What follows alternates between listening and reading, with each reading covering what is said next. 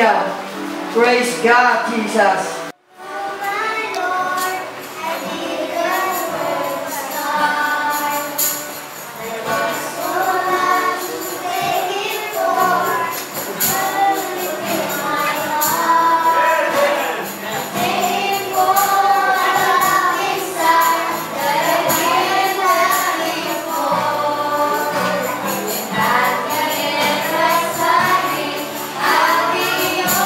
Forevermore.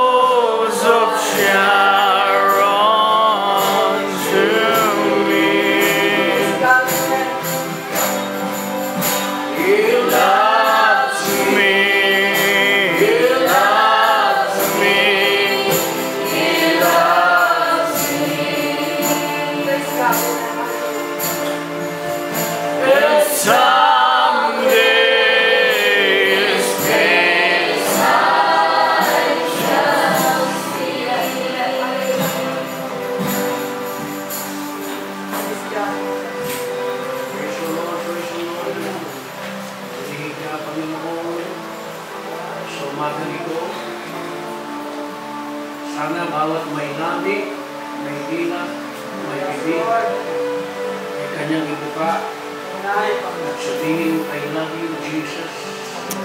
I love you, Jesus. Sabihin, mahal kita, Panginoong Jesus. Magsabi ng, I need you, Jesus. Magsabi ng, help me, Jesus. Have mercy upon me, Jesus.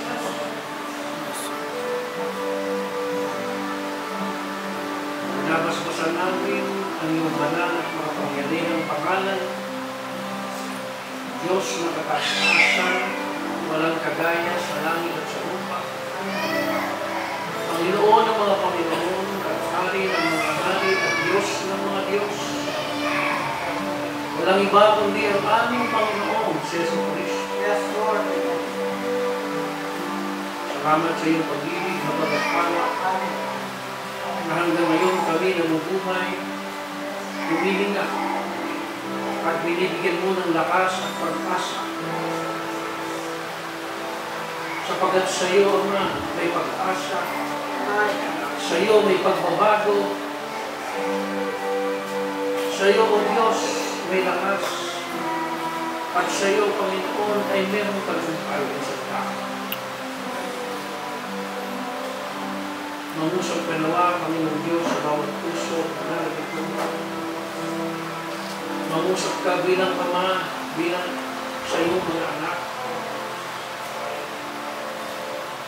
Ituro mo sa amin ang tamang daan. Ituro mo sa amin ang tunay na daan. Ituro mo sa amin ang sakdal at banal na pamumuhay. Ituro mo sa amin ang pagiging tunay na Kristiyano. Ang tunay na kalayaan sa kasalanan. Sa mga pagnanasa namin sa laman ay kami lubos na makalaya at makatakas. At kami ay maging matagumpay sa aming mga kahitan. Tulungan mo ang iyong mga anak, bawat lalaki at babae, Panginoon, sa umaga. Maging ang mga gustong lumapit sa iyo at maglingkod at magbago, Panginoon, ay tulungan mo sila. Bigyan mo sila ng lakas, ng loob at tapang na iwanan ng kasalanan, ng kasamaan ng mundo nito, at tahakin ang daan sa tunay na pagbabago na may kabanalan at katotohanan sa kapangyarihan ng Diyos. Sapagkat ikaw lamang ang makagagawa nito, kami ay mahina kung wala ka. Gaya ng nasusulat, wala kayong magagawa kung wala ko sa iyo. Amin namin, Panginoon, na kami walang lakas kung wala ka sa amin. Kung wala ang iyong banal na Espiritu, hindi namin magagawa, Panginoon, na kamulian at kalikuran ng kasalanan sapat kami ipinaglihi sa kasalanan at lumaki sa kasalanan. Ngunit higit kang makapangyarihan sa kasalanan. Ikaw ay nagtagumpay laban sa kasalanan, laban sa kamatayan, laban sa impyerno, laban sa paghukom.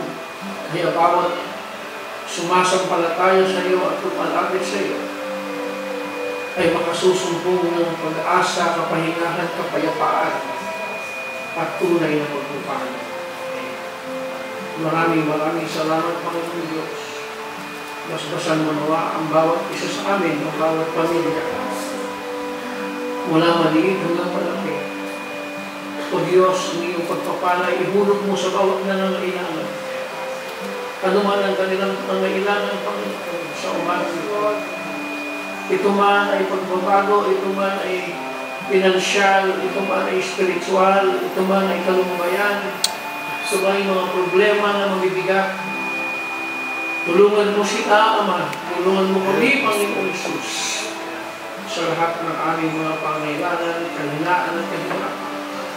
At ngayon pa lamang amin ang pinasasalamatan ang iyong banal at makapangyarang pangalan sa iyong katugunan sa aming mga pangalan. In the mighty name of the Lord Jesus Christ, we pray. Amen. Mari na po tayo makaupo.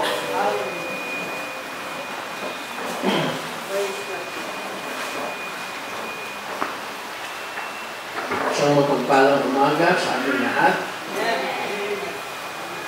umaasa na ang bawat isa sa atin ay payapa at masaya sa umaga nito.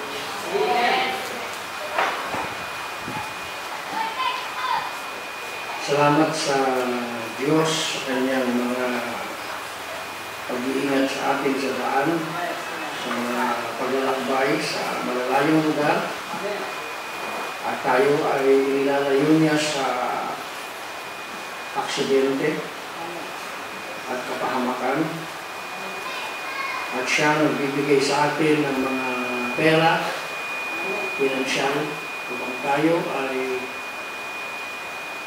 makapunta sa mga lugar na gusto natin puntahan. Kaya ang isang tao ay napakaraming dapat ipagpasalamat sa ating Diyos. Nakasulat sa banal na aklat na kaya tayo nabubuhay ay dahil sa Kanya. At kaya tayo nabubuhay ay para sa Kanya. Sabi nga ng awit, walang sino mang nabubuhay para sa kanyang sarili lamang. Maging ang ating Panginoong Hesus nung siya ay ipinanganak sa mundo nito, mula sa kanyang pagkasilang at kanyang kabataan hanggang sa siya ay lumaki at siya ay umabot ng 33 years old. Kung mabasahin ninyo ang kanyang buhay, lahat ng kanyang ginawa ay para sa iba, para sa kapwa. Hindi siya nag-asawa, bagamat kung gugustuhin niya, ay pwede siyang mag-asawa. Pwede siyang magpamilya, kagaya natin. Pero siya ay natiling nag-iisa.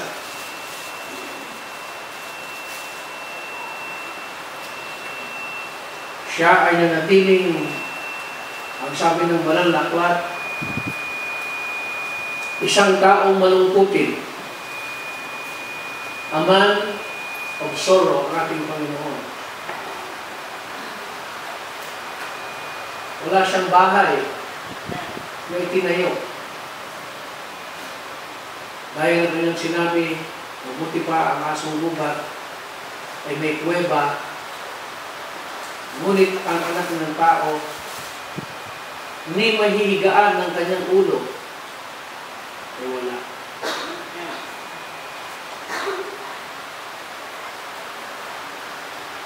Hindi kagaya sa ating karamihan ngayon, ang nakapokus lang sa ating puso at isip, kumain, magtrabaho. Wala na, hindi ka ng pera.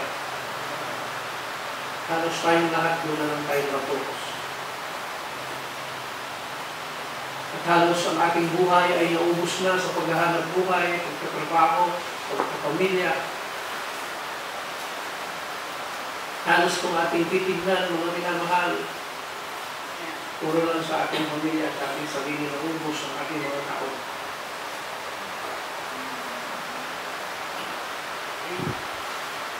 Madalang ang tao na nabubuhay para sa iba. Madalang po ang tao na nabubuhay para sa kapakanan ng gawain ng Diyos, para sa kapakanan ng ministry, para sa kapakanan ng mga mahihirap.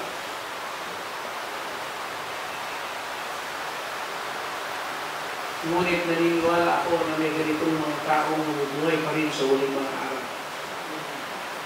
Ang mga anak ng Diyos ay hindi nabubuhay sa kanilang sarili. Sila ay nabubuhay doon sa tumubos at bumili sa kanila, walang iba ang ating Panginoong Hesus. For the Bible says, you are bought with a price. Kayo ay binili ng halaga.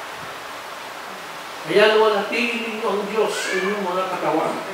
Therefore, glorify God in your bodies.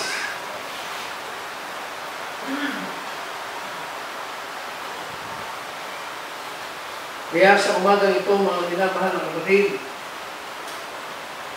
ay nawa ang Espiritu ng Diyos ay bigyan tayo ng kaisipan kung ano ang mga bagay na mahalaga sa paningin ng ating Panginoon, anong bagay na mahalaga sa lupang ito na hindi nasisira ng kalawang, hindi napapatid ng kamatayan. At sinabi sa atin ni Apostol Pablo na look to the things that are invisible. Tumingin kayo sa mga bagay na hindi nakikita. Sapagkat ang mga bagay na hindi nakikita ay eternal, walang hanggan. Kung kayong tumingin sa mga bagay na nakikita ng mata, katulad ng pera, trabaho, bahay, pagkain, bagamat ang mga bagay na ito ay mahalaga, ngunit ang mga bagay na ito ay hindi kanya bibigyan ng kaligtasan. Hindi kanya bibigyan ng kapayapaan, hindi kanya bibigyan ng kagalingan sa iyong katawan at kaluluwa. Kundi ang mga bagay nito minsan sa sobrang pag-aalala natin, ito pa ang nagpukos ng mga problema, ng away, ng hindi pagkakaunawaan. Ang kakulangan sa salapi, ang kakulangan sa pagkain, ang kawalan ng trabaho, kung minsan ay nagdudulot ng anxiety sa atin. Kalituhan, kaguluhan, galit, sama ng loob, at nawawala sa ating puso at kaisipan ng kapayapaan, nawawala ang kasiyahan, napapalitan ng kalituhan, problema at kaguluhan ang kaisipan natin. Ngunit kung ang kapayapaan ng Panginoon ay papasukin natin sa ating puso, sa ating kaisipan, pagbulay-bulayin natin sa ating mga labi, sa ating mga pag-iisip, at sa ating mga damdamin, ang Espiritu ng Diyos, ang salita ng ating Panginoon, tayo ay bibigyan nito ng kapayapaan. Ang sabi ng Biblia, ang kapayapaan ng Diyos na hindi masayod ay darating sa inyo. Maraming mga tao sa huling mga araw ang walang kapayapaan. Kahit man ang mga nagsasabing Kristiyano na at nasa message na wala pa rin kapayapaan. Magulo pa rin ang isip nila. Hindi nila alam kung saan sila pupunta. Hindi nila alam kung saan sila magsisimba. Hindi nila alam kung sino ang leader ang susundan nila. Madalas, ang kanilang mga leader ay dinadala sila sa kalikuhan, kaguluhan, at mga problema. Nakaliman sila ng kung ano mga problema. Ang problema nila ang maraming bagay, maraming tao, maraming grupo, maraming kaisipan. Sa halip na ang problemahin na lang ay ang makapaglingkod sa Diyos ng payapa, makapaglingkod sa Diyos ng masaya, makapaglingkod sa Diyos ng puno ng pag-ibig, na maging ang mga kaaway mo ay pwede mong akapin at ngitian. Na ganun dapat ang buhay ng isang Kristiyano. Walang inaayawan, walang pinatalikuran, walang itinatapon, walang kinamumihan, kundi ang puso ay punong-puno ng dalisay na pag-ibig, pagpapatawad, na kung saan ang sabi ng Panginoon, maging kaaway mo, mahalin mo. Kung yung kapatid mo na sa pananampalataya, kasama mo na sa church, kasama mo na sa mensahe, hindi mo pa maakap, hindi mo pa mamahalin, paano mo mamahalin yung kaaway? Eh yung hindi mo kaaway, hindi mo kayang mahalin eh. Di ba? Pero walang imposible sa Diyos. Kung sinabi ng Diyos na kayang mahalin ng isang tunay na believer ang kaaway, mangyayari yun. Hindi man sa lahat ng believer, hindi man sa lahat ng tao. Pero ito, kung tunay ng believer, magmamanifest sa iyo yung sinabi ng Panginoon that even your enemies, mamahalin mo, ipagpipray mo. Amen? Ito na imposible sa ating Diyos. Sinabi ni Prophet Branham, nung sabihin ng Diyos sa Biblia, sa Ephesians 5, na meron siyang pipiliing dalisay na iglesia, banal na iglesia, iglesia mapagpasakot sa salita ng Panginoon, church na talagang namumuhay ng may kabanalan. Mangyayari yun. Hindi mo mangyari sa lahat ng mga simbahan, hindi mo magawa ng maraming grupo, pero meron at merong tutupad nun, at merong gagawa nun. At kung anak ka ng Diyos, isa ka doon sa gagawa at tutupad sa utos ng ating Panginoon. Walang makakatupad doon, ikaw lang. Amen? Kaya sa umagang ito, mga minamahal na kapatid, siya ang kapatungo. Anong direksyon ang tinatapuso namin? Dapat bilang mga Kristiyano, mga kapatid, hindi lang yung church ang alam natin puntahan. Hindi lang yung church ang alam natin gawin. Kaya nga, kung tumagal man ang simbahan nito na 100 taon, pero wala tayong ginagawang tulong sa kapwa, wala tayong pagmamahal na ipinapadama sa ating mga kabarangay. Amen? Hindi nila nararamdaman ang pagka-Kristiyano natin. Ano pa ba naman? Kahit na magkakapit-bahay ng mga simbahan, hindi naman nag-aakapan, hindi naman nagmamahalan. Kahit na sa dami-dami na, hindi na alam kung tapos ang sisimba. Yung mga nagsisimba nito, hindi naman nagmamahalan, hindi naman nag-ginitian, hindi naman nagtutulungan. Anong kabulungan ang dami ng simbahan? Walang kwenta lahat, parang asin na wala ng alat. Di ba sabi ng ating Panginoon, anong kabulungan ng asin mo wala ng alat? Anong kabuluhan o ang minamahal mo na yung kapwa mo kapatid sa church? Pero yung mga mahihirap, yung mga unbeliever at hindi mananampalataya, hindi mo minamahal, hindi mo pinapansin, hindi mo aabutan kahit isang kilong dias, hindi mo kayang abutan. Pero sabi mo, Kristiyano ka. Sabi mo, believer ka. Diba? Kaya nga yun ang mga bagay na kailangan natin talakayin sa uling mga mga minamahal na kapatid. Dahil pag dumating ang Panginoon bukas, sigurado, maraming may iwan na nagsasabi ng niniwala sa salita ng Diyos. Marami. Kaya, kung pwede nga lang, huwag mo nang dumating ang rapture ngayon. Bakit ka mo? Kasi nag-aaway-aaway pa mga pasto, nagsisiraan. Diba? Kaya kung darating ang Panginoon ngayon, maraming pastor na iwan. Karamihan pa naman sa mga pastor, magagaling mangaral, pero hindi nakikita sa gawa. Di ba yan ang sinasabi ng Biblia? Kaya ang tinatamaan, hindi lamang tayo, mga membro, baka akala nyo, puro membro ang sinisermonan. Alam nyo, ang mga dapat matutungan, mga pastor, ang mga dapat matuto ng salita ng Diyos, kami mga nagtuturo, hindi kayo. Kung kami mga nagtuturo ay hindi marunong magmahal, magpatawad sa isa't isa, hindi marunong magkaisa, anong ituturo mabuti namin sa inyo? Wala. Kami mismo mga body example. Diba? Kung gawin, ito yung tulong ng Diyos. Kaya na kung ako sinungaling, sabi ko, di ba, madalas sinungaling, ako sinungaling, ako bulaan, ako ay hindi ko ito umangaral, kahit ngayon mismo sa likod ng pulpito, maaari namin kunin ng Diyos. Gusto ko nung mamatay, mag-fly away. Dahil mahirap tumayo sa likod ng pulpito ito. Pagagalitan mo mga tao, sisirmunan mo mga tao, sasaktan mo, ang dami ng mga tao, pero ikaw pala, sumumali, ikaw pala, hindi ko tuloy yung mga ginagawa sinasabi mo. Hindi nagiging bulaan ka lang at kapag-tuloy.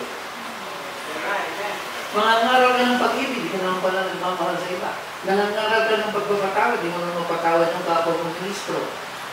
Diba? Nangangaral ka ng pagkakaisa, pero ang ginagawa mo, puro panggugulo ng mga simbahan, pagwasak. So, walang katotohanan. Kahit gaano maganda sinasabi ko, kahit gaano pa, kahit tunin ko pa sa Biblia, kahit tunin ko pa sa quotation ng prophet, kung hindi naman nagmamanifest sa buhay ko yung sinasabi ko, walang pagbulat, para lang akong batingaw na umaaligaw. Amen? Dahil ang pangangaral ay hindi para kumita tayo, hindi para magkaroon tayo ng maraming maibulsang kahit sa bulsa. Ang pagiging pastor ay hindi para maging popular at sikat tayo sa gitna ng mga tao. Ang pagpapastor at pangangaral ng salita ng Diyos ay pagmamalasakit sa kaluluwa ng tao, pagpapadama ng pag-ibig ng Diyos, na kung paano ang ating Panginoong Yesus ay nandito sa lupa noon, nabuhay para sa iba, ay ganun din dapat ang mga nangangaral sa Diyos ng dito. At kung ang Diyos ay naging mapagbigay at mapagmahal, bawat nagtuturo at nangangaral ay mapagbigay at mapagmahal din. Dahil kung hindi, walang kwenta kahit gano'ng laki ng simbahan, kahit gano'ng tayo karami. Walang kabuluhan. Lahat ng bagay nito, hanggat walang bunga, walang ebidensya, walang katotohanan, ang mga sinasabi natin, ang pinag-aaralan natin, ang sinasabi natin Diyos, kung hindi buhay sa gitna natin, walang kabuluhan Diyos yan, Diyos ng kasaysayan. And what is the use. Anong ganda ng Diyos ng kasaysayan kung hindi siya Diyos ngayon? Ang pinag-aralan. Puro tayo kwento na ang Diyos makapangyarihan, ang Diyos buhay. Puro tayo preaching na ang Diyos ay ganito, manggagawa ng miracle. Pero ikaw mismo, hindi mo pa naranasan ng miracle. Anong pagmuluhan ng mga kwentong lahat? Diba? Kinakailan magkaroon ng saysay, magkaroon ng manifestation, magkaroon ng buhay sa sarili mo, ang Diyos. Magkaroon ka ng encounter sa Kanya, hindi encounter ng iba. Ay, nag-bless ako kay pastor, kay elder, kay brother. Huwag yun, yung sa'yo. Amen? Na-encounter mo na ba ang Diyos? May nabago ba sa buhay mo? May nangyari ba sa buhay mo? Mula nung maging Kristiyano ka, ikaw ba ay bumuti ng bumuti, kumanda ng magandang ugali mo? Ikaw ba ay lalong bumalik nung nakilala mo ang mensahe nito, ang katotohanan nito? Ikaw ba ay lalong naging Kristiyano? Ang palda mo ba lalong bumaba o lalong umiksi habang tumagal ka? Ang buhok mo ba bumaba o umiksi kung kailan ka tumatagal? Amen? Sabi ni Brother Branham, kung bumupunta tayo sa church, bumubuti ng bumubuti ang ating mga pagkatao sapagkat tayo hinugasan, nililisan, binabanal at sinasakdal ng Espiritu ng Diyos at ng salita ng ating Panginoon. Amen? Purihin ang ating Diyos. Nais ng Diyos ng isang simbahan na hindi building, kundi mga ugali ng tao o magaganda, mababait, matulungin at mapagmahal, magalang at marespeto sa kapwa. Yan ang nais ng Diyos sa isang simbahan, hindi yung dami, hindi yung laki, hindi yung yaman. Sabi ni Brother Branham, the beauty of the church is the character of the people. Maraming tao ngayon, pinagmamalaki nila, simbahan nila, marami sila, ma-influensya sila, malaki sila, mapera sila. Walang kwenta lahat ng mga bagay na yan. Hindi mo pwedeng ipagmalaki sa Panginoon ng mga bagay. Walang kabuluhan na yan. Kahit kakaunti ang isang simbahan, kahit na hindi maganda, hindi mayaman, sa salapi, kung ang mga ugali niyan ay mapagpasensya, mapagmahal, mapagpatawad sa kapwa, mapagmalasakit sa mga mahihirap, inaalala natin ang mga kabataan, inaalala natin ang mga biyudang mahihirap. Yan ang sabi ng Biblia, ang tunay na reliyon ay nagmamalasakit sa mga batang ulila at sa mga babaeng balo na mahihirap. Kahit di tayo mayaman, namimigay tayo ng pera. Kahit di tayo mayaman, namimigay tayo ng pagkain. Sapagkat hindi kailangan maging mayaman para mamigay tayo. Sa Biblia, mga kapatid, nung nagkaroon ng collection ng offering sa church doon sa panahon ni Jesus Christ, may matanda na nagbigay ng mga offering, dalawang mamera na lang yung pera niya. Inilagay niya lahat. Wala siyang tinira. Siguro pambili pa niya ng bigas yun, pambili pa niya ng pagkain, ng ulam ng mga apo niya at mga pamilya niya. Pero yung matandang yun, dahil meron siyang pag-ibig sa Diyos, nung dumaan ang offering at dumaan siya sa simbahan at pumasok siya sa simbahan, gusto niya magbigay sa Diyos. Pero ang tanging hawak niya ay dalawang mamera na kung ikukumpara natin, walang kwenta, walang value sa pera ng mga mayayaman. Ngunit ibinigay niya lahat, wala siyang tinira. Sa mata ng tao, konti lang binigay niya, walang kwenta. Pero sa mata ng Diyos, siya ang pinakamalaking nagbigay sa lahat. Amen? Sapagkat hindi natin kailangan maging mayaman para makapagbigay. Kung anong nasa atin, na pinakawalan natin para sa Panginoon, para sa gawain ng Diyos, at yun na talaga yung ibinigay natin, wala nang natira. Yun na. Pinakamalaki ka sa lahat ng nagbigay. Sa love offering. Minsan dumaan ako, mga minamahal na kapatid, na nasa gawain ako, may 200 piso ako sa bulsa. Ako ay bagong kasal pa ako. Dumaan ng offering. Sinasabi ng pastor, kailangan ng offering sa family dahil kailangan ng pagkain ng mga bisita. Ako'y nahipo. 200 ang pera ko at ang family ay 3 araw. So, wala akong pera na. Kapag binigay ko yung 200, sabi ko, wala na akong pagbili ng merienda, wala na akong gagastusin. Pero nang dumaan ng offering, sabi ko, ito lang may tutulong ko sa sa meeting nito, Lord, sa totoo, bigay ko na sa iyo lahat. So, binuhos ko, Lord, opening yung 200, wala na akong tinira kahit this. At yun ay hindi ko problema. Basta binigay ko, pinabayaan ko na, naging masaya ako. Bago natapos ang meeting, mga minamahal na kapatid, may lumapit sa akin. Naknag ako. Sabi niya, Brad, love gift ko sa'yo. At binusa ko muna. At nung pag-uwi ko, ay saka ko tinignan. Alam niyo kung magkano yung binigay sa akin ng brother? 2,000. Magkano yung inoperin ko? 200. Magkano yung binalig ng Diyos? 2,000. Alam ng Diyos eh. Ayan na. Kaya lahat ng ginagawa mo, pinalanin mo ang Diyos. May Diyos na buhay at hindi natutulog. Huwag kang matakot. Gumawa ka lang ng mabuti. Sundan mo ang idinidikta ng puso mo. Na tama ito, naaayon sa kanyang salita. Lahat ng gagawin mo, kahit hindi ka nag-aantay ng ganti at kapalit, ang Diyos, mabait siya. Siya ay tapat, pumatol. Lahat ng ginagawa mo na effort mo, alam niya. Amen. Alam niya, ibabalik niya sa iyo sa takdang panahon. Nangigit pa sa binigay mo. Amen. Isang araw ako'y naglalakad sa plaza sa Tarlac. Ako'y nakipag-usap sa isang matandang pulubi. At nag-uusap kami doon sa plaza. Sabi ng matandang lalaki, nakwentuhan kami. Sabi niya, nandito ako sa plaza. Mag-ako dito para kumakain ko siya. Inaway ako ng aking manugat na yung lalaki. Ay, ganun po ka. Hindi pa kayo kumakain dito. Naawa ko, may sanda naman ako sa bulsa. Inagot ko na. Actually, pamasahe ko sana pa uwi yun sa church. So, ang plano ko, buksan ko isang brother. Ang sabi, pilaan ko lang po itong lagbik.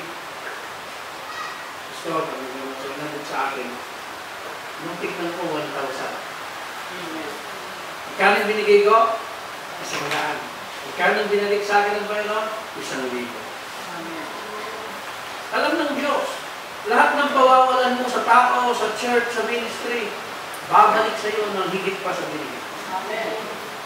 Kahit hindi ka umasa, kahit hindi ka magdasal, Panginoon, kahit hindi mo sabihin sa Diyos na, Panginoon, binigay ko lahat, ibalik mo, hindi mo na lang sabihin. Huwag ka magsalita.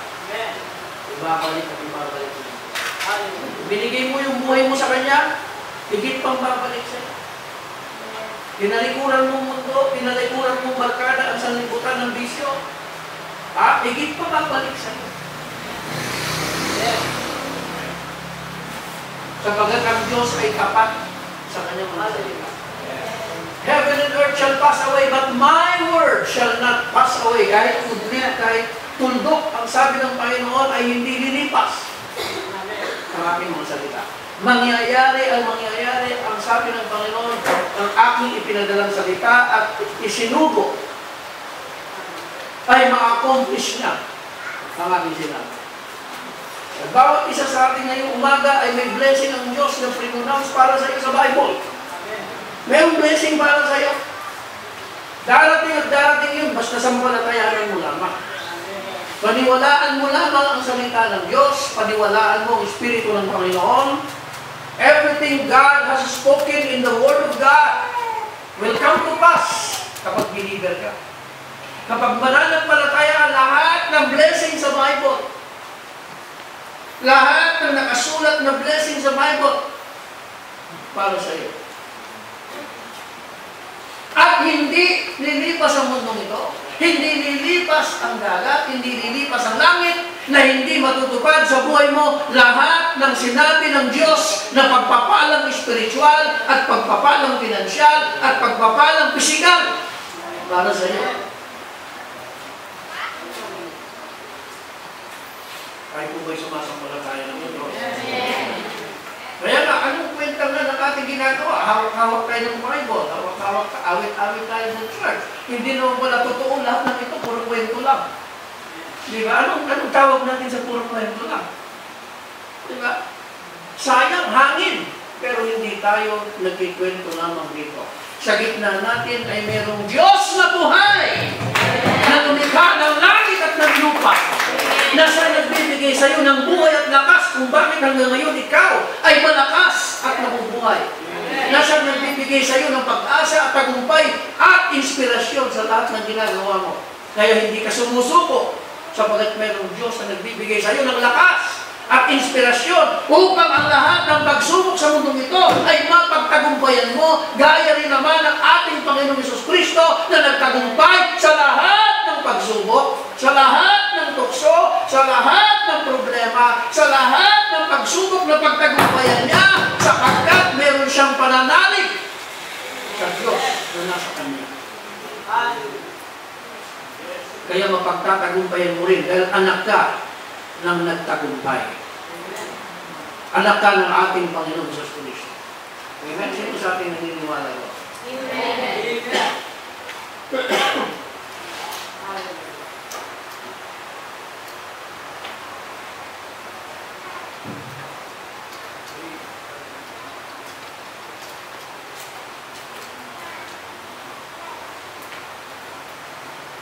Kaya sana tayong lahat mga minamahaling magtiwala sa Diyos.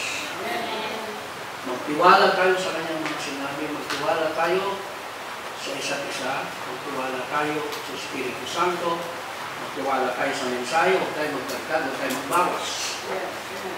Huwag tayo magmarunong, huwag tayo magmagaling. Kundi ang kababaan lang ang siyang sa puso natin, sons and daughters of God are led by the Spirit of God. Pag-alod ka, sumunod ka sa leadership ng Holy Spirit, hindi sa tao. Amen? Huwag kang susunod sa tatay mo, sa kuya mo, sa pastor mo, kung inaakay ka niya sa mali. May isip ka naman, may mata ka. Bawat isa sa atin ay mayroong katalino na binigay ang Diyos. Susunod ka sa isang tao kung inaakay ka niya sa kabutihan, kung inaakay ka niya sa pagmamahal, kung inaakay ka niya sa kabanalan at sa katotohanan, susunod ka sa tao niyo, kahit kapatid mo, kahit bata, kahit anong ginagaya. Pero kung ang isang leader, ang isang pastor, ang isang mangaral, kanyang tinuturo ang kanya ng mali at itamas sa mensahe ng ano, susunod.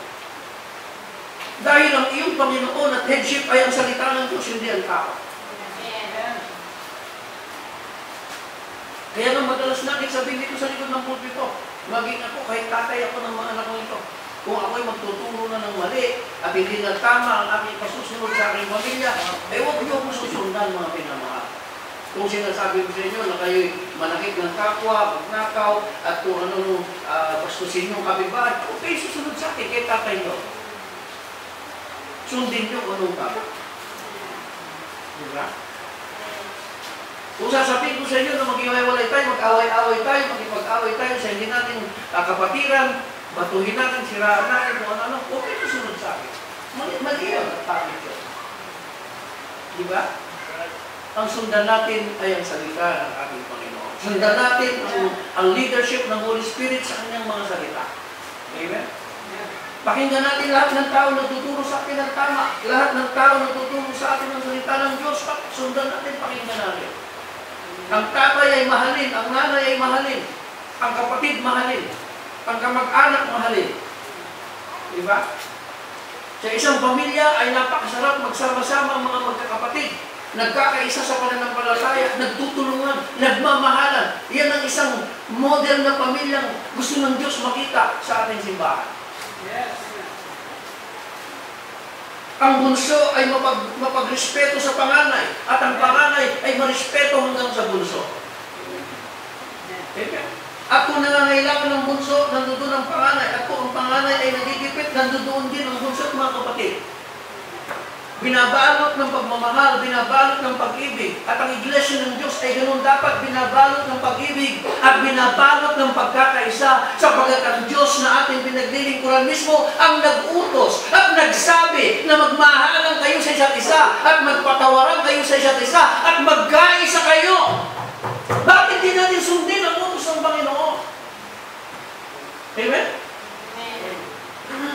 Sapagkat ang sinusunod ng iba, hindi utos ng Panginoon, utos ng kanilang leader, utos ng kanilang mga pastor, utos ng kanilang mga sinusundan na hindi naaayon sa salita ng ating Diyos. Amen.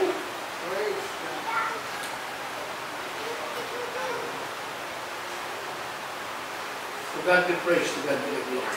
Hallelujah. Muli natin, Panginoon. Kaya ang salita ng Diyos, kung mga minamahal, yan ang dapat natin pagtuunan ng pansin. At ating basahin ngayon ang aklat ng Diyos dito sa 2 Corinthians 3:6. Sa Bibliang Tagalog, nais po natin pakinggan at bilang pagbibigay galang sa mga salita ng Diyos, pansamantala po tayo tumayo. 2 Corinthians 3:6-16, dibasa sa Tagalog po.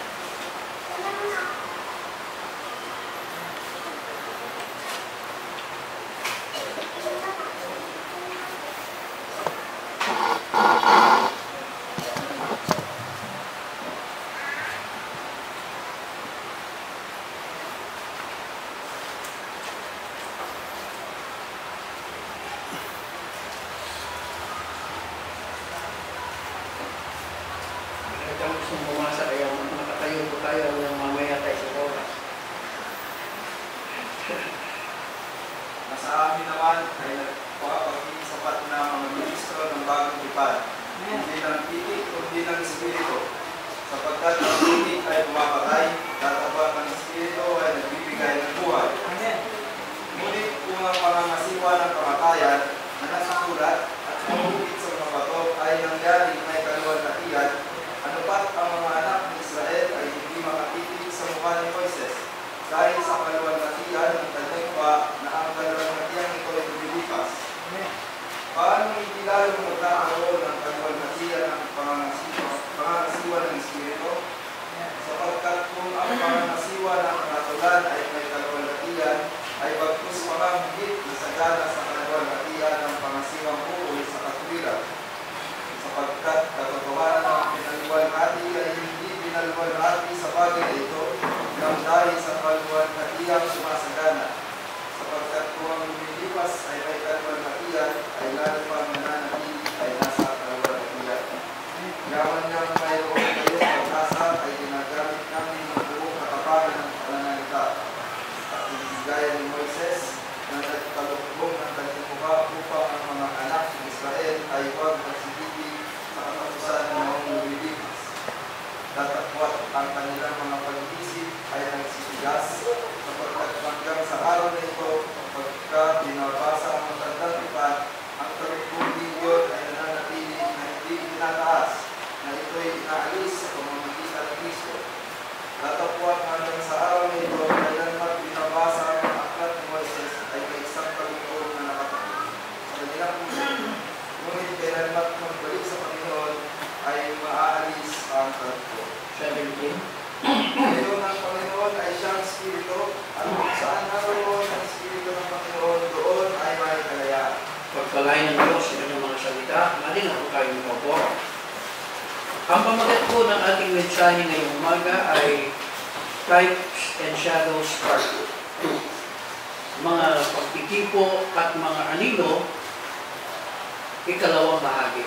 Ang unang bahagi po nito ay naipangaral ko po sa Manila last Sunday sa Quezon City Church sa Luzon Avenue.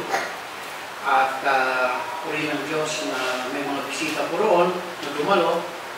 At galing po sila sa ibang church. Pero dumating po sila doon sa church. At sabi nila, gusto na magsimba sa church natin. To God be praised. To God be the glory. Hindi nais ng matanda sa iglesia, hindi ko nais na manguha ng ibang membro sa ibang simbahan at sumunod sa akin. Alam ng Diyos ito. Walang pakunwari na hindi ko nais mag-agaw, kumuha ng membro, ng may membro, at pumunta sa akin at dalhin siya sa akin. Hindi po yun ang akin. Butibot layunin sa paglilingkod dito sa lupang ito. Ngunit ang propeta ng Diyos ay nagsabi, kung nilalason ang isip mo sa isang simbahan, iwanan mo yung simbahan na yun. At pumunta ka sa isang simbahan na doon ipinangangaral ang purong mensahe ng salita ng Diyos. Yan ang dahilan kung bakit si Sister Cecil at ang grupo niya sa Hong Kong ang grupo ng mga Baptist ay tinawag ng Diyos at dinala rito sa bride of the Lord Jesus Christ. Hindi ko sila lubos na kilala. Bagamat kilala nila ako at kilala ko sila sa pangalan at mukha. Ngunit, hindi ganun kalapit ang aming mga pagkakakilala. At isang himala na doon pa kami magkikita-kita sa Hong Kong at magkakakilala nang dahil sa mensaheng ito na ibinigay ng Diyos kay Prophet Branham. Doon ko na-meet at nakausap ng mabuti si Sister Cecil na siya ang pinaka-leader ng grupo ng Baptist sa Davao. Sa pamamagitan ni Brother Harold at sa pamamagitan ng aking manugang naman na si Brother Joan, ay nagkaroon sila ng sharing about the message. At binuksan ng Diyos ang puso't kaisipan ni Sister Cecil na makita na mas tunay ang mensahe ng Bride of Christ kaysa sa kanyang kinabibilangan. Siya mismo ang nakaunawa, siya ang nagsaksi na mas totoo, mas maliwanag, mas biblikal ang dalang mensahe ng Bride of the Lord Jesus Christ sa Diyos sa Kapuyan kaysa sa kanyang kinabibilangan. Kaya siya ay lumabas. Siya'y umalis at inakap ang mensahe nito ng kanyang buong puso. At kahit siya ay nagpapastora dahil nabasa niya sa salita ng Diyos na walang pastora, siya'y lubos na naniniwala sa mensahe, kaya iniwan niya. Hinubad niya ang kanyang pagkapastora at ipinasakop niya sa matatanda sa iglesia at kay Pastor Joan, ang iglesia ng Diyos, sa mga kalalakihan bilang tanda. Yan ang isang palatandaan ng kapulian sa Diyos. Na isang tao ay talagang naniniwala sa salita ng Diyos. Iiwanan niya lahat ng bagay na salungat sa Biblia. At susundin niya lamang kung ano ang nakasulat sa Biblia. Hindi mahalaga sa kanyang posisyon. Kung posisyon ng habol niya, hindi niya iiwanan sapagkat siya ang kinikilalang pastora. At siya kanya rin mapupunta ang tithes ng tao. Kaya kung ang tao ay after sa pera, after sa posisyon, di nabibitawan. Pero ang isang tao na hindi after sa posisyon at hindi after sa pera, bibitawan niya lahat, masunod niya lamang ang kalooban ng nakasulat sa salita ng Diyos. Diyan nakikita, diyan nahahayag ang tunay na mga Kristiyano at mananampalataya sa Biblia. Hindi nagpapanggap, hindi nagkukunwari. At dapat ang isang simbahan, hindi nagkukunwari, hindi nagpapanggap at hindi tumatayo sa mga bagay na hindi nakasulat sa Biblia sapagkat walang kabuluhan ang isang simbahan kahit may pangalan ni Jesus, kahit sumasamba sa Diyos, kung nilalaban ang nakasulat sa salita ng Diyos, walang kabuluhan na.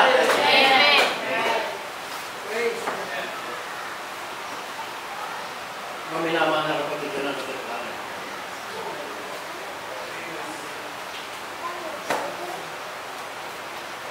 May mga taong lumilipat sa atin galing sa ibang grupo. Bakit?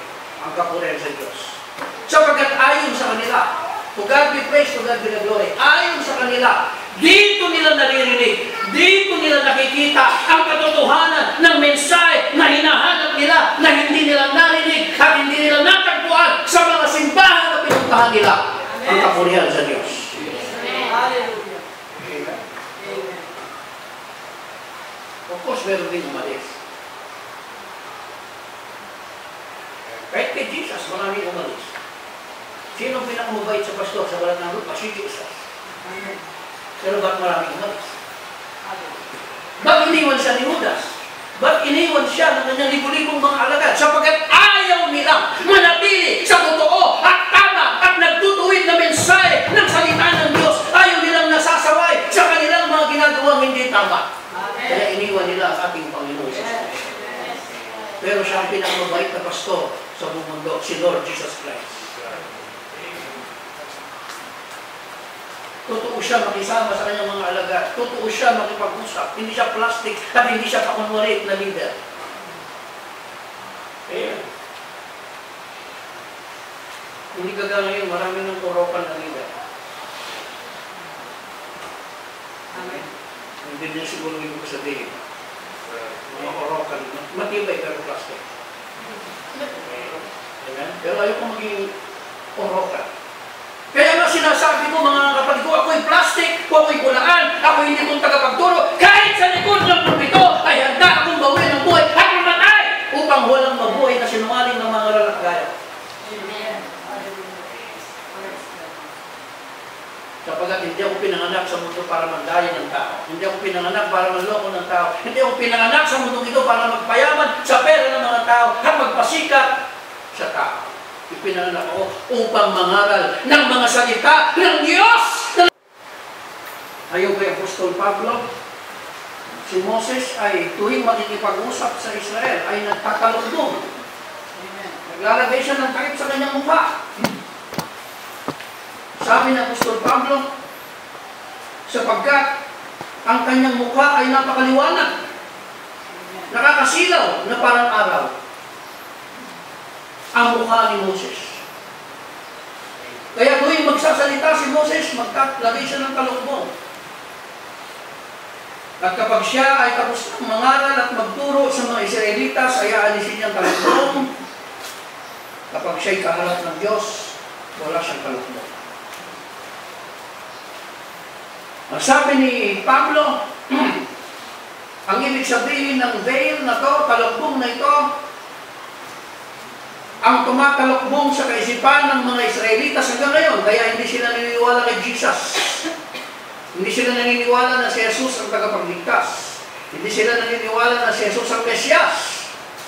Sapagkat ang kanilang mga mata at kanilang mga kaisipan ay natatalakbungan ng unang kautusan na ibinigay ng Diyos kay Moses, ang Ten Commandments, the first covenant. Which is, the Bible says, glorious, maluwalhati, makapangyarihan, dahil ang Diyos from heaven ay bumaba sa lupa at nakipag-usap sa tao ang pangalan ni Moses. At ang mga kulog at kidlat, at ang mga lindol ay nayanig ang lupa at ang bundok ng Sinai, dahil ang Diyos ay nagsasalita at dumadagundo. Nakakapangilabot. The first covenant was glorious. The first covenant ay pulo ng kaluwalhatian at liwanag. Kaya nga pati si Moses, ang kanyang mukha ay nagliwanag na gaya ng araw. Kaya pag siya'y tinignan ng mga tao, hindi siya makita. Nasisilaw sila kagaya ng pagtingin natin sa araw ngayon. Bakit naging gano'n ang mukha ni Moses? Basa. Exodus 34, 28-34. At siya'y natira doong kasama ng Panginoon na 40 araw at 40 gabi. Hindi man lamang siya kumain ng tinapay o uminuman ng tubig. At isinulat ng Panginoon sa mga katyas ang mga salita ng lipad, ang 10. At nangyari nang bumaba si Moses sa mundo ng Sinai, nadala ang katyas na bato ng patuo sa kamay. Noong bumaba sa bundok na hindi nalalaman ni Moses na ang balat ng kanyang mukha ay nagdiniwanag dahil sa pag-usap niya sa Diyos. At nang makita niya Aaron at ng lahat ng mga anak ni Israel si Moises, narito, ang balat ng kanyang mukha ay nagdiliwanag at sila'y natakot na lumapit sa kanya. At tinawag sila ni Moses at si Aaron at ang lahat ng puno ng sa Israel ay nagbalik sa kanya. At si Moses ay nagsalita sa kanila.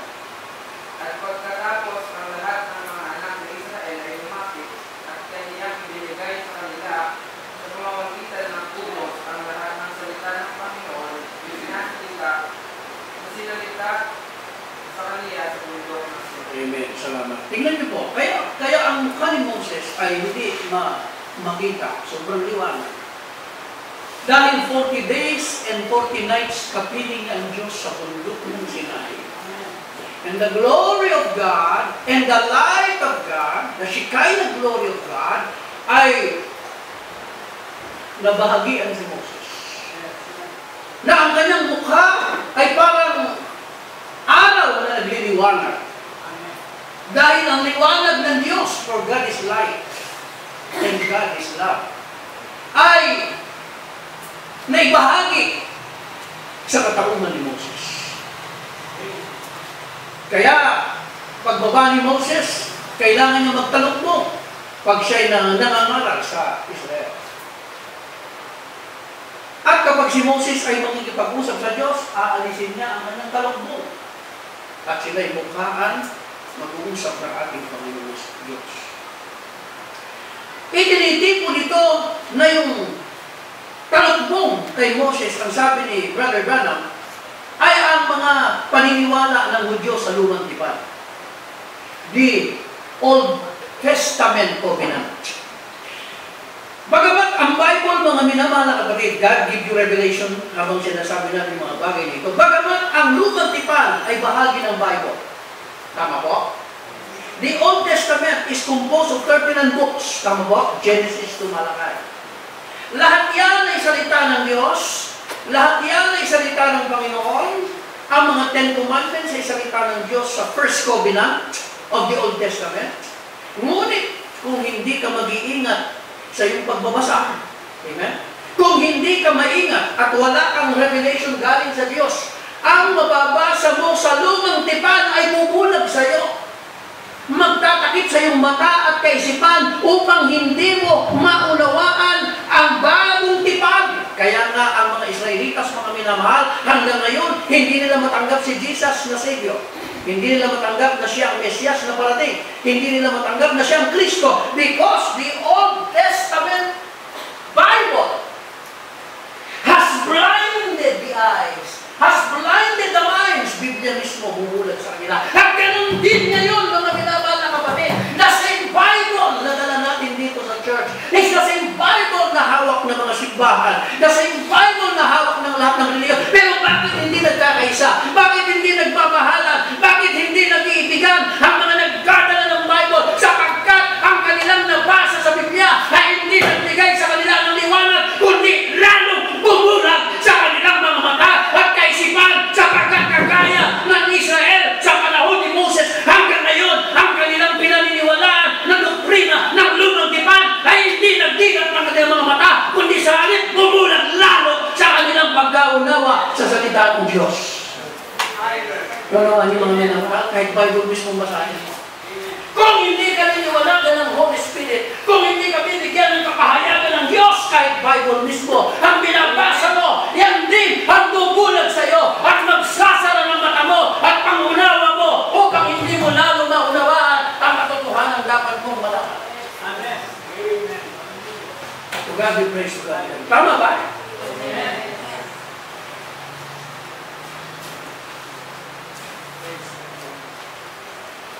Old Testament, nabasa ngayon ng mga kaibigan natin sabalista. Ang mga sabalista, sincere din yan. Seryoso din yan. Nabalita ko minsan, nagparang pa sila ng mga pamamalayag din sa plaza. Nagpatanong pa sila kung saan daw nababasa na ang araw ng linggo ay Sabat. Pagbibigay daw ng 10,000. Mga iPad, kung ano-ano pa, kung masasagot. Eh, nasagot naman namin, ayaw bigay yung iPad sa 10,000. Ha? Dahil hindi nila nabasa, pero nabasa ko, makulit sa Diyos. Na kahit linggo ay pwedeng Sabat. Ang nabasa lang nila sa Lumang Tipan, Sabado, araw ng Sabat. Nagbabasa rin sila kagaya ko. Iisang Biblia ang binasa nila, iisang Biblia ang binasa ko. Bakit hindi nila nabasa na araw ng linggo, Sabat? Ang nabasa lang nila, araw ng Sabat, Sabado. At nung maghamon sila, magbibigyan ng 10,000 at iPad. Nagpunta yung bahay sa bata. Uncle, saan daw lumabasa sa Bible? Na ang linggo ay Sabat. Binigay ko. At nung mabasa nila, anong sabi ng mga bata? Hindi daw agad nakakibo. Nagpunta ko sa likuran sa barangay, usap-usap sila kung paano sasagutin yung verse na binasa ko. Kita nyo? Bible din na binabasa. Bible din na binasa ko. Bakit iba yung pagkaunawa niya? Hindi tumama. Kundi yung kanilang nabasa na Sabat, lalong binulag sila para manatili sila sa literal na Sabat na ikapitong araw at hindi nila makita ang spiritual na Sabat na hindi na Lunes hanggang Linggo, kundi habang nabubuhay ka sa Sabat, yung kapahingahan ng iyong kaluluwa. Ang nakita ng Sabat, kapahingahan sa katawan. Hindi na nakita ang Sabat na kapahingahan sa kaluluwa sa kasalanan. Grabe mga kapatid. Bible banda lang ang mga Sabat. Bakit binulag sila? Gaya ni Moses. Nagtalok binulag ng kanilang paniniwala. Pwede kang kumuha ng paniniwala mo sa Bible? Pero buwag ka. Nabasa ng mga kaibigan natin ang salitang Jehovah. Nalaki ang mata nila. This is my name, Jehovah. Nabasa nila sa Exodus. Anong ginawa nila? Isugayang tinanggal kay Diyos, Jehovah. Kaya mula ngayon, ang sabi ng mga kaibigan natin Jehovah, mula ngayon, tinanggal kay Diyos, Jehovah ha. So, ang ginawa nila, gumawa ng bagong Bible. Yung original na Bible, inalang ang Jehovah sa lumang tipan. Inalang, bilang mo na siguro, kapitong lang. Gumawa sila ngayon ng bagong Bible, translation ng Watchtower. Hindi Watchman ha, Watchtower. Ang ginawa nila, pinagkat nila ng Jehovah, lumang tipan, pati bagong tipan. Kaya may sarili silang Bible. Luma at bagong tipan, tagtag ng Jehovah. Wala sa original na Bible, wala namang ganang tagtag ng Jehovah. So, nagkamali sila ngayon ng pagkaunawa.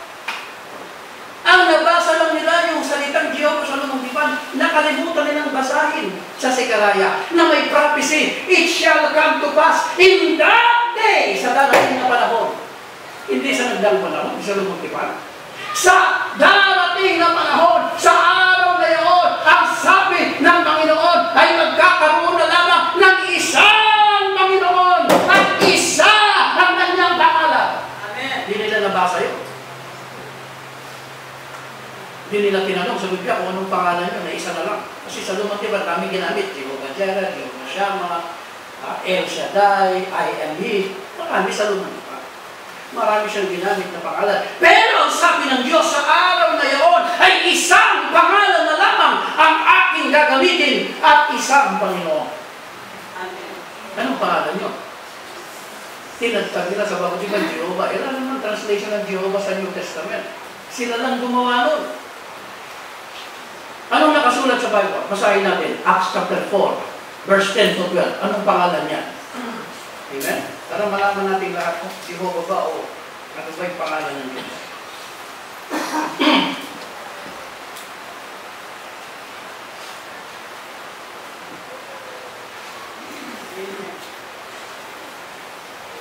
Acts chapter 4, verse 10.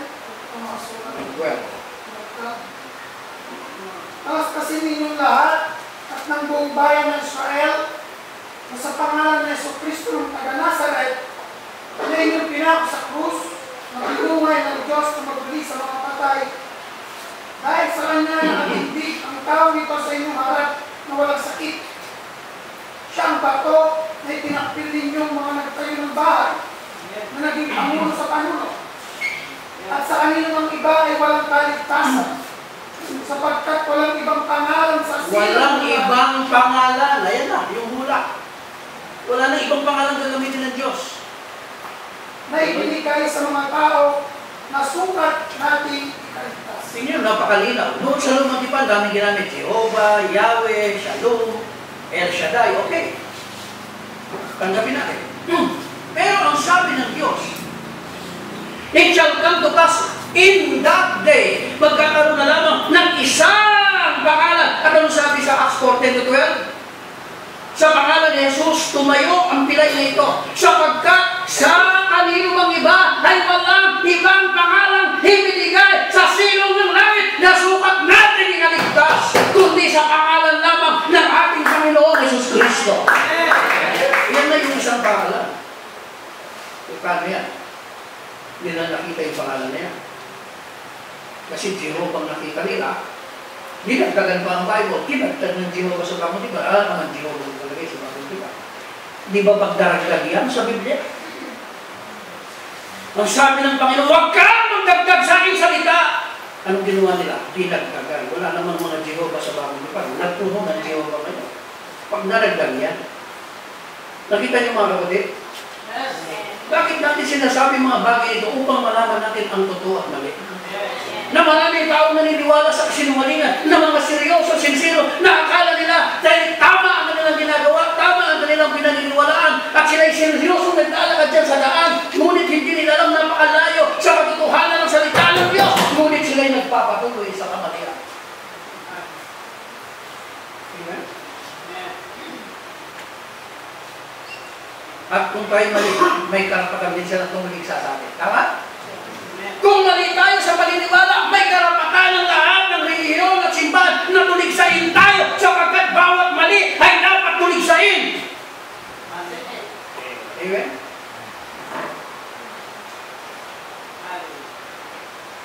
Kung kaya nilang tuligsain, ang pangalan ni Jesus, tuligsain nila. Pakibasa ulit. Filipos 2, talatang 10. Saan luluhod lahat ng tuhod? Sino ang sasambahin? Ang Ama ba? Ang Espiritu Santo ba? O ang Anak? Ang dapat sambahin ng mga tao sa huling mga araw. Pakibasa ka.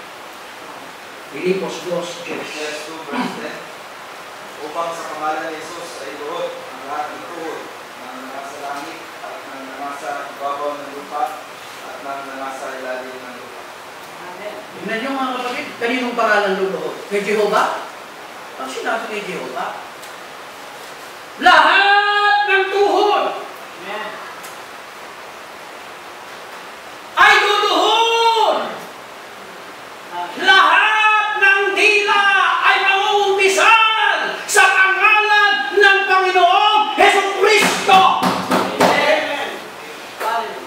Kaya ngayon, ginugulo ng mga mangaral ng mga tao eh. Sa Ama kayo sumamba, sabi niya. Ang Ama makapangyarihan sa Anak. Huwag kayong sasambay ka sa Anak kasi mababang Diyos yan sa Ama. Ginugulo ng mga bulag na tagapagturo ng Biblia ang mga tao. Samantalang napakalinaw sabi ni Jesus, John 10:30, Ako at ang Ama ay iisa. Ang Ama na hinahanap mo ay nasa akin at ako'y nasa Ama. Ako ang mukha at larawan ng Diyos na hindi nakikita. Napakalinaw ng doktrina ni Jesus Christ sa siya at kamay isang Diyos. Amen. Pero anong ginagawa ng mga mangaral? Ginugulo ng mga tao. Gamit ang Biblia, binubulag ang mga tao, gamit ang sintas at talata ng Biblia, at ang mga tao ay nagsisipaniwala sa kasinungalingan, sa pagkakakala nila dahil kinukuha sa Biblia ay tama. Ngunit kung meron kang pahayagan galing sa Diyos at pagkaunawa, kahit wala kang mataas na pinag-aralan, kahit hindi ka mayaman, kahit hindi ka sikat, mauunawaan mo napakasimple lang ng doktrina ng katotohanan ng salita ng ating Panginoon. God be praised. Hallelujah. Hanggang ngayon, dito sa Enkai, nagsipasok na ang mga espiritu ng Antikristo. Marami na rito naniniwala na hindi Diyos si Kristo. Si Kristo daw, ikalawang Panginoon. Si Kristo daw ay naging Diyos lamang sa Jordan River. Nagsipasok na rin sa loob ng Enkai message ang mga espiritu ng kasinungalingan at Antikristo. At tinanggap ng mga tao at nagsasaya pa sila. Mas masaya pa sila kaysa sa inyo. Kayo, minsan katingin-tingin pa sa nila, wala ba naman ng sermon na ito. Pero yung mga yun, 3 oras na si sermon, nagkakalod-kalod pa yung membro nila, sasabitan pa ng garlang. Hindi ko pa naranasan sa nabitan, hindi ko ng spaghetti, ng sampagita. Kahit lanta. Pero yung mga bulang tagapagturo, galing doon sa likuran yung membro, tatakbo. Dalakala, napakalaking sampagita, napakalaking bulaklak. Sasabi, bilib na bilib sa pangangaral niya na dalawa ang Diyos. Dito naman sa church, isa na nga ang Diyos pinililiwanag. Isinisigaw pa, nagagalaiti pa mga wala pa hatos bumibili. Yung pinagbibiligan ng tao yung kasinungalingan. Na dapat sana ang mga anak ng Diyos, dahil isa tayo ng Diyos, tamang paniniwala natin, nagsisigawan tayo, nagtatalunan tayo, at nagpupuri sa Diyos ng malakas. Amen. Pero kulang pa talaga ang sigla. Mas malakas ang boses pag nagagalit sa anak at sa asawa. At hanggang kami ng kanto. Pero magsabi ng Amen, praise the Lord.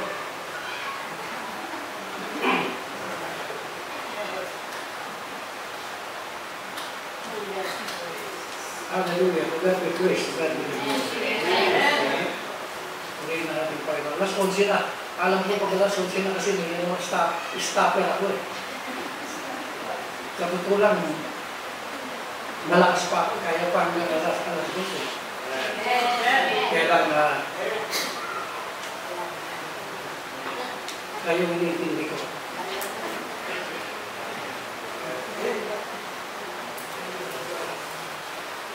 Nung nangaral ako doon sa Bulacan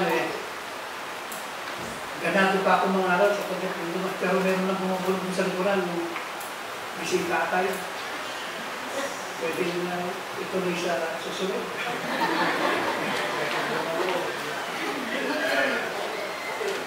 Pero nung pagkatapos namin, yung kumakain kami, sabi pa rin naman, ang ganda. Yung isa, ang ganda pala, ba't sabi ko ituloy sa susunod?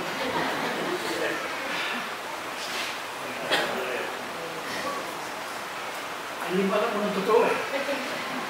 Sinasabi ng tao. Talagang may sinasabi bigla, sabi sa iyo, sabi ng tao sa makain ng kain, pero sa mga pala, atakaw nito. Nasa bigla, hindi gano'n. Iba yung sinasabi, iba yung nagano. Pero nung sabi sa akin yung bigla, ang yes sa atin, yes, ang no. Hindi ka pwede magdalawang dila, hindi ka pwede magkaiba. Ang sinasabi mo, magkaiba na sa puso. Ang Diyos ang pinaglilingkuran natin, ay Diyos ng katotohanan. Kaya dapat tayo maglilingkuran. Amen? Purihin ang ating Panginoon. Dahil ako'y tao may palabra din noon, kaya tatapusin ko sa oras na ito kahit na ganado pa ako. Kaya natin tumayo.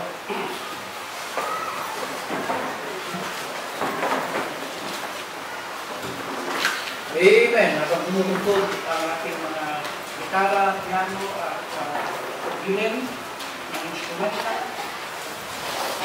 Purihin natin at pasalamatan ang ating Panginoon. Humingi ka ng gabay sa Kanya.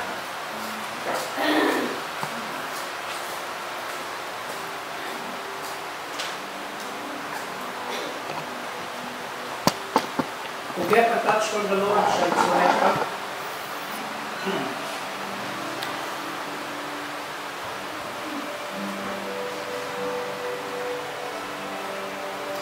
Yes, Lord. Habang naririnig natin ang instrumental, to get a touch from the Lord is so good. Kailangan mo ba ng hipo? Sa umagang ito, galing sa Panginoon.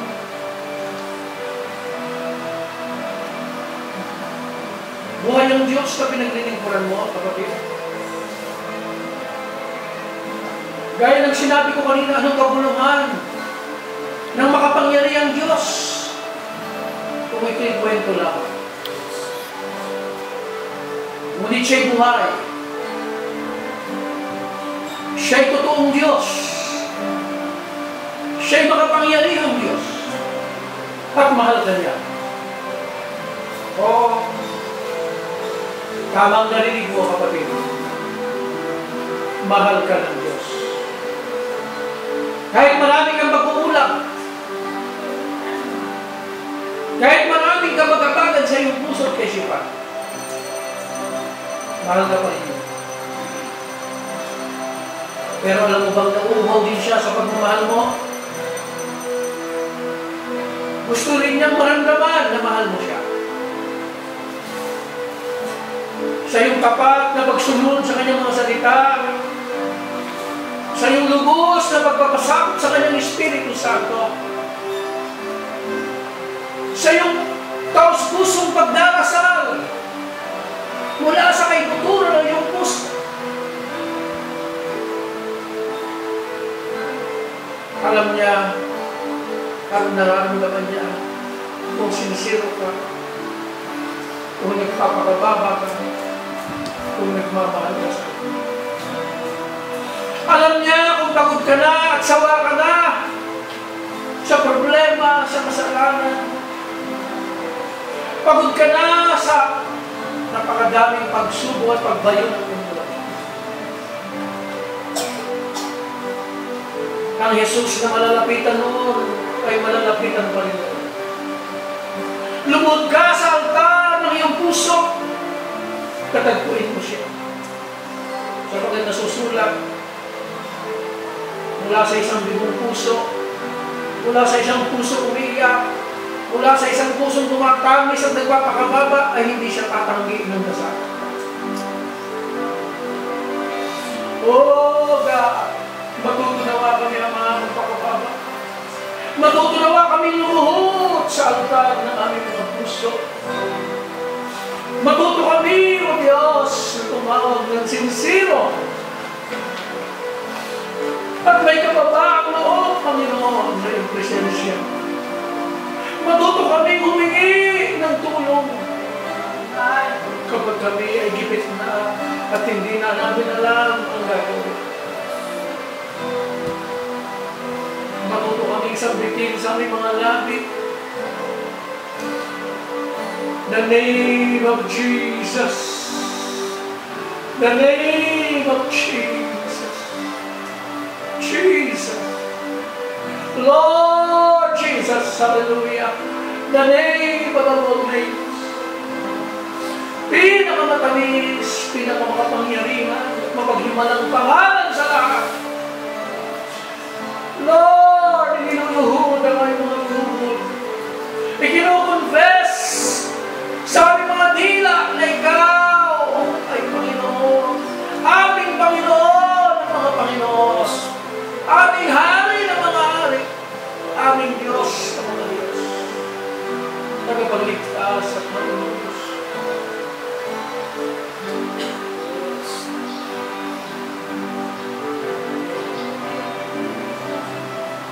Lord Jesus, hallelujah, we praise you, Lord.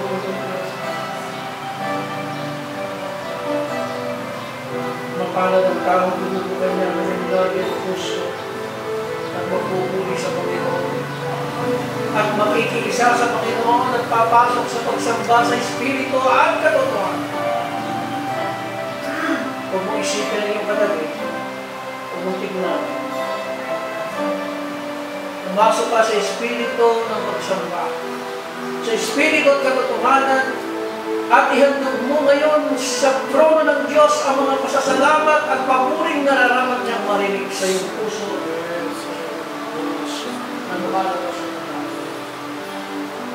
Pasalamatan mo siya ngayon. This is the time of thanksgiving and praise. I praise you, Lord Jesus, and I thank you, God. I offer my sacrifice of praise, my sacrifice of worship and thanksgiving, Lord. King of kings, God of gods, and Lord of lords, I worship you. I praise you. I glorify you, Lord Jesus. I need you.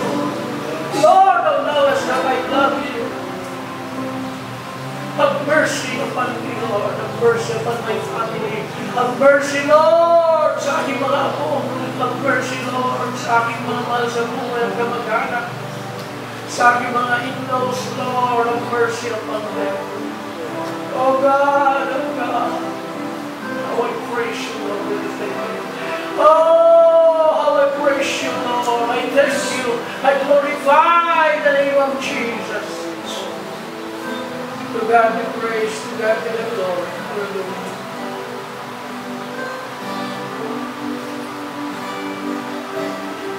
Kung nais mong tumanggap sa Panginoon Jesus bilang Panginoon tagapagligtas, nangungusap sa iyong Diyos matagal na, nais ka na nakain sa tubig bautismo sa pangalan ni Yesu Cristo sa ikapagpapatawad ng iyong mga kasalanan, huwag kang magpapigil, lumusong ka sa tubig at tanggapin mo ang kaligtasan at kapatawaran ng Panginoon sino naman.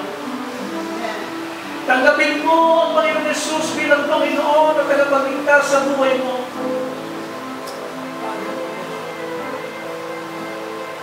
Sambitin mo ang pangalan ng Panginoon Jesus Cristo sa iyong labi mula sa iyo.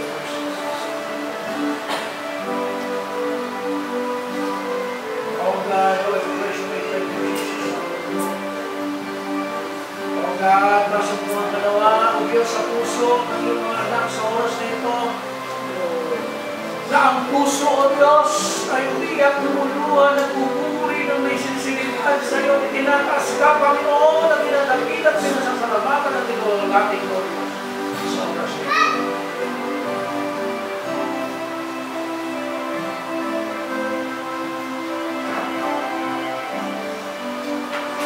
Amen.